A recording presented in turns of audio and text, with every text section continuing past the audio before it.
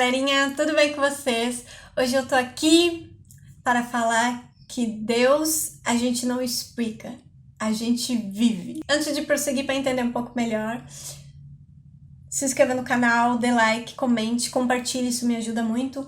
E as minhas redes sociais vão estar na descrição deste vídeo. Essa frase que eu falei no começo desse vídeo, Deus não se explica, Deus se vive, é uma frase que ficou no meu coração, é uma frase que falou muito comigo e que foi o meu pastor da igreja a qual eu congrego que falou que Deus a gente não explica, a gente vive. Muitas vezes eu já me peguei nesse lugar de tentar explicar Deus para as pessoas, de tentar fazer elas entender o que é uma vida de arrependimento, uma vida de entrega, de renúncia, de obediência, temor a Deus, uma vida de santidade, consagração.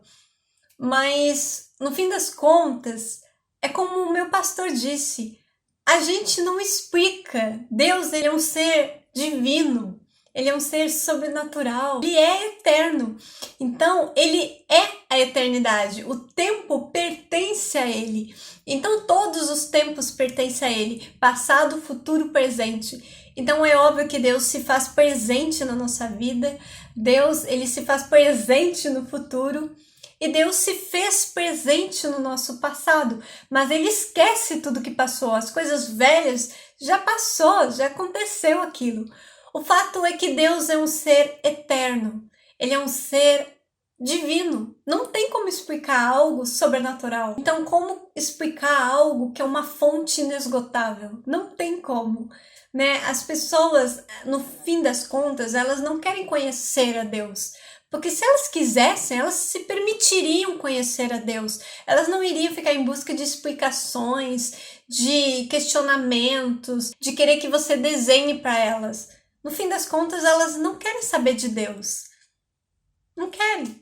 Porque se elas quisessem experimentar, conhecer o Senhor, elas experimentariam uma vida com Ele. Elas se renderiam a Ele. Jesus é Deus que se fez carne. E mesmo quem conheceu a olho nu, mesmo quem sentou à mesa com ele, rejeitou ele. Porque no fim das contas não queriam ele nas suas vidas. Só queriam talvez ter uma opinião formada. Só queriam informação na mente deles, basear seus argumentos e suas opiniões em cima de algo. Então Deus, a gente não explica, a gente vive. Então pare de tentar explicar Deus. Mas trazendo essa reflexão para as nossas vidas, nós devemos buscar viver Deus, ao invés de tentar entender como Ele faz as coisas na nossa vida.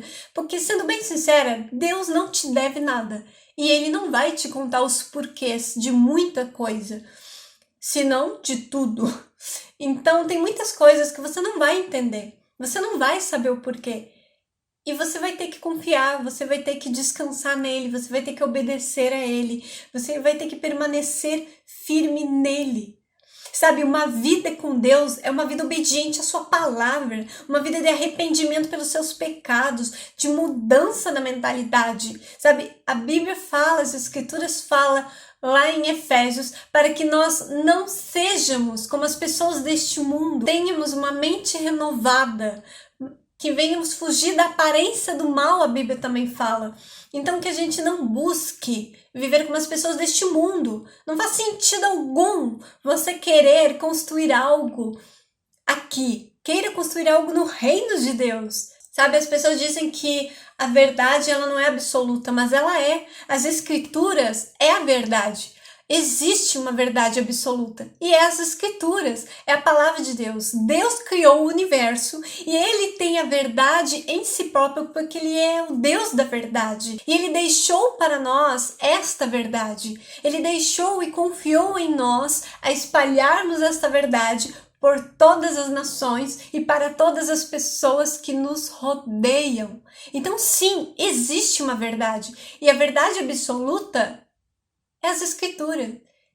E uma das verdades é que só Jesus salva. O feminismo não salva, o machismo não salva. Sabe, espiritismo, essa coisa, ocultismo, bruxaria. Não, gente, a salvação, ela vem unicamente por meio de Jesus Cristo. Apenas Jesus é que salva, não outra forma. Não é consultando mortos, não é consultando cartas, não. A única salvação é Cristo Jesus, é você aceitar Ele como único Senhor e Salvador de sua vida, é que te torna salva.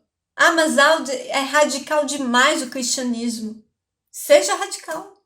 O evangelho, ele é radical. Sabe, quando nós olhamos para as escrituras, nós vemos o que os homens e mulheres de Deus fizeram em nome do Senhor, que eram radicais. Sansão não cortou o seu cabelo em nome do Senhor. Apóstolo Paulo não se casou em nome do Senhor. Então, assim, nós temos tantos exemplos, Esté, Ruth, Noemi, Maria Madalena. Maria invadiu o lugar que Jesus estava, irmã de Marta, e derramou os pés dele um perfume caríssimo, caríssimo, e lavou com seus cabelos. Isso na época foi considerado assim, revoltante. Condenaram ela, mas Jesus defendeu ela, dizendo que ela tinha feito a melhor coisa que ela poderia ter feito. Jesus também vai defender Maria em outro momento, quando em vez de ficar se dedicando à rotina, em vez de se dedicar às tarefas domésticas, em vez de se dedicar em servir as outras pessoas, ela estava aos pés dele, buscando mais aprender do evangelho, aprender do reino.